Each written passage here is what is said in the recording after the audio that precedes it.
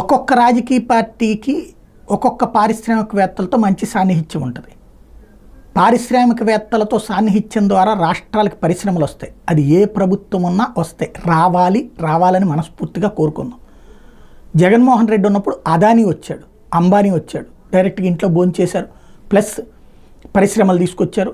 Ambani సూచించినటువంటి పరిమళత్వానికి Rajya Sabha seat ఇవ్వడం ద్వారా పరిశ్రమల్ని అనేకం పట్టుకొచ్చుకున్నాడు జగన్మోహన్ రెడ్డి. అందుకనినే దేశంలో ఉన్నటువంటి ప్రధాన పారిశ్రామికవేత్తలు అందరూ వచ్చారు. అప్పుడు సింగానియాల దగ్గర నుంచి ఏదైతే జిందాల దాకా అందరూ వచ్చారు, పెట్టుబడులు పెట్టారు ఆంధ్రప్రదేశ్లో. ఇప్పుడు చంద్రబాబు టాటాని నమ్ముతున్నారు. ఎందుకు? టాటాతో అంతకుముందు నుంచి సాన్నిహిత సంబంధాలు ఉండటం, ఎవరైతే చంద్రశేఖరంతో మంచి సంబంధాలు ఉన్నటువంటి నేపథ్యంలో ఆయనతో కలిపి ఒక టాస్క్ ఫోర్స్ ఏర్పాటు చేశారు. ఇప్పుడు అంటే ఇదివరకు అంబానీ వాళ్ళకి సంబంధించిన పరిమళత్వాన్ని ఈ ఇండస్ట్రీస్ని తీసుకొచ్చే పని చేసుకొచ్చారు. ఇప్పుడు టాటాకి సంబంధించినటువంటి చంద్రశేఖరం ఆ పని చూస్తారు. చాలా మంచి ఆలోచన, చక్కటి అంటే పరిశ్రమలు తీసుకురావడం అన్నది ముఖ్యం.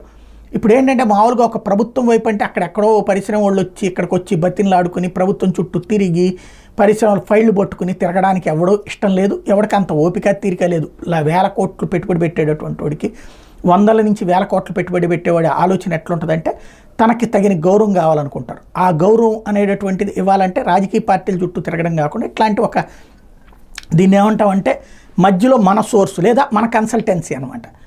సో అండ్ సో వాళ్ళని పట్టుకుంటే పని అయిపోతుంది. ఇప్పుడు శ్రీ సిటీలో రవిసానారెడ్డి గారిని పట్టుకుంటే మనం అక్కడ భూమి తీసుకోవచ్చు, పరిశ్రమ పెట్టుకోవచ్చు. లేకపోతే కనుక సీనిరాజు గారిని పట్టుకుంటే ఆడ భూమి తీసుకోవచ్చు, పరిశ్రమ పెట్టుకోవచ్చు. దానికి తిరగక్కర్లేదు, మిగతా ఏర్పాట్లను వాళ్ళే చూసుకుంటారు.